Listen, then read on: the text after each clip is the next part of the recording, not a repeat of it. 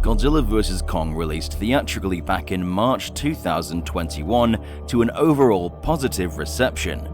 It was the first big blockbuster to release for almost a year, and it made $468 million at the box office, which made it the biggest film to release since the pandemic began.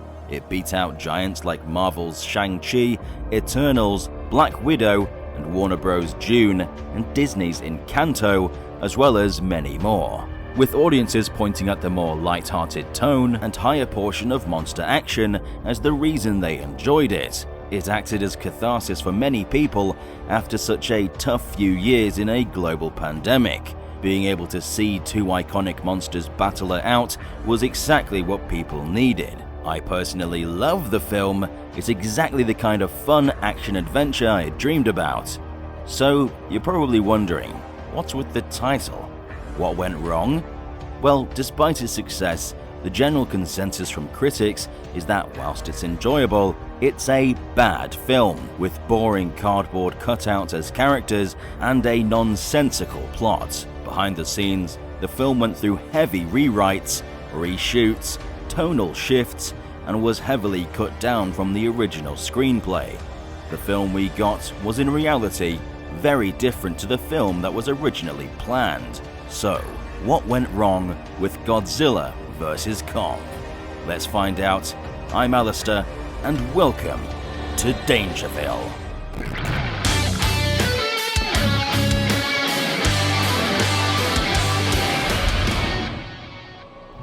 When Godzilla vs. Kong was conceived back in 2015, the Monsterverse was going to be a much darker and more realistic take on the iconic titans, being grounded in the world that we recognize, like what we saw in Godzilla 2014.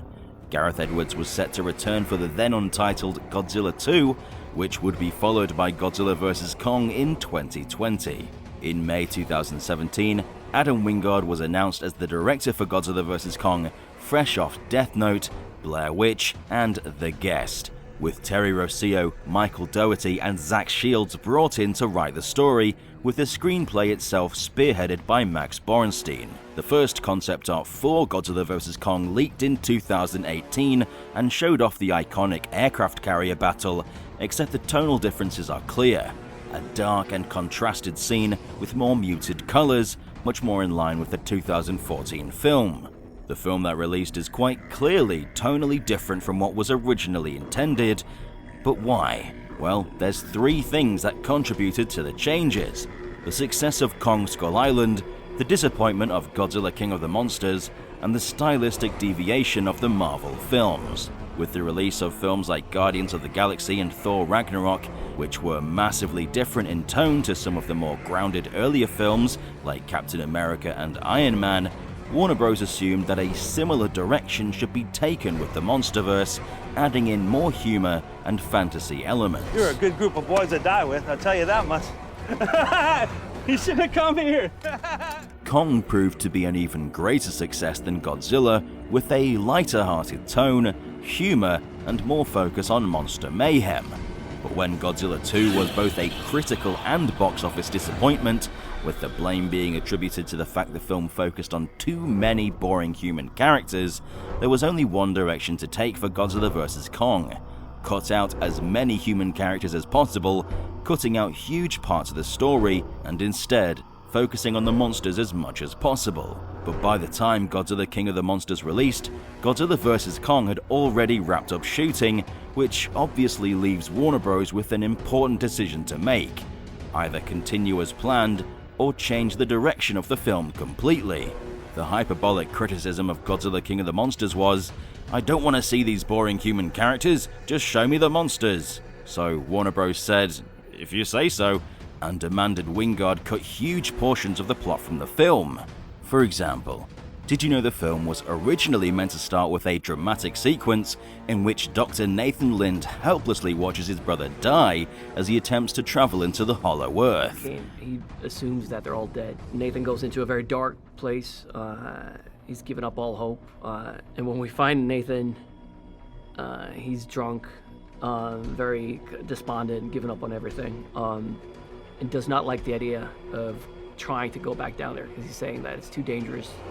We've already lost our crew. It would have instantly connected us to the character in classic Max Borenstein fashion, similar to how Godzilla 2014 begins, where Joe Brody loses his wife before his very eyes. It was extremely dark and would have been an amazing way to start the film, but the loss of Nathan's brother is mostly pushed aside in the final film, instead being treated to a short exposition dump with Nathan telling Walter Simmons how his brother died.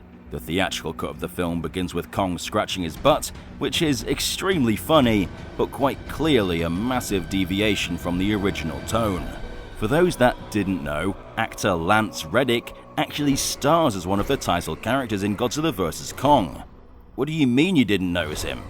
He's right here. This character was originally going to have a much larger role in the film, but when the story was cut down in order to remove as much human plot as possible, his character ended up on the cutting room floor. But his contract stated he had to appear in the opening credits and on posters, which is why he pops up in the film for 3 seconds. I've given the order, Doctor.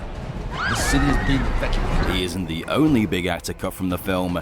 Shang-Zi, the actress who played Dr. Ling and Dr. Eileen Chen in King of the Monsters, was originally meant to appear in the film, but her scenes were entirely cut from the film as her character was no longer relevant to the story. Monarch's role in the film was also minimized in the editing process, alongside Mark Russell, who pretty much only shows up as a cameo, which was disappointing since I actually liked his character. As the editors hacked away at the film, shortening its runtime, work needed to be done to make the film a cohesive story, so heavy reshoots took place in late 2019 to early 2020. This was done to connect the scenes together and not make it look like a complete mess. Originally, when the team were in Kong's temple in the Hollow Earth, Apex was going to retrieve the power source and physically load it into Mechagodzilla. But to save valuable time, they decided to give the drones technology to download the chemical compound of the power source and digitally recreate it, which would power the mechanized giant, clearly skipping some steps to come to the same endpoint, likely cutting 10 to 15 minutes off the movie, but sacrificing some of that logic in the process. The Orca was also meant to have a prominent role in the film. Apex was to utilize a new version of the device, this time called Orca-Z, potentially standing for Orcazilla. Its intention was to aggravate Godzilla, causing him to act violently and attack the factory in Florida that one of the orcas was stationed in. This was later replaced with Mechagodzilla's eye that we see in the final film, which Godzilla was naturally trying to destroy. There's also this Mega Godzilla toy that was leaked at a private marketing event in early 2020, and has been a mystery ever since, appearing to be a red exoskeleton surrounding the King of the Monsters. What its role is unknown, but it's no doubt a victim of the heavy reshoots that took place between 2019 and 2020, removing its role from the film entirely. This may very well have explained how Godzilla could fire his atomic breath straight into the Hollow Earth, but that's just a theory for this mysterious device and how it would have functioned. Some other theories were that this was Mechagodzilla disguising itself as Godzilla, and another was that it was a way to drain power from Godzilla, but we may never know what this thing's purpose actually is. The concept art for Godzilla vs. Kong even gives us a slight insight into the film that never came to be, with the climactic cityscape being much more grey and dark instead of the vibrantly coloured Hong Kong. And it even gives us images of cut scenes involving Nathan Lin discovering the wreckage of his brother's aircraft in the Hollow Earth. Scenes that were far too dark and dramatic for the tone Warner Bros. Had decided the film needed. These are only some of the massive changes that occurred behind the scenes for Godzilla vs. Kong. It's honestly a mystery as to how it ended up as good as it was. Most audiences appreciated the new direction, stating the monster action was all that they were there for, and what was there was done exceptionally well. The fights were imaginative, spanning from aircraft carriers to full-on neon cities, and they were beautifully lit, and that the monsters were easily distinguishable, something Legendary clearly worked on following the backlash from King of the Monsters, where it shrouded the Titans in the elements. But for those that wanted more, they were left disappointed that the characters were merely hollow shells, outside of Gia, who really stood out as the star of the show. and now it's become very obvious as to why the characters are cardboard cutouts. All of the character development was simply cut out of the film. We didn't connect to the characters because there was just nothing to work with. The pandemic also no doubt had a massive effect on the production of the film, and budget cuts were made to maximize profits. This is most likely why the Godzilla theme doesn't actually show up in the film, instead replaced with Junkie XL's own bombastic melody.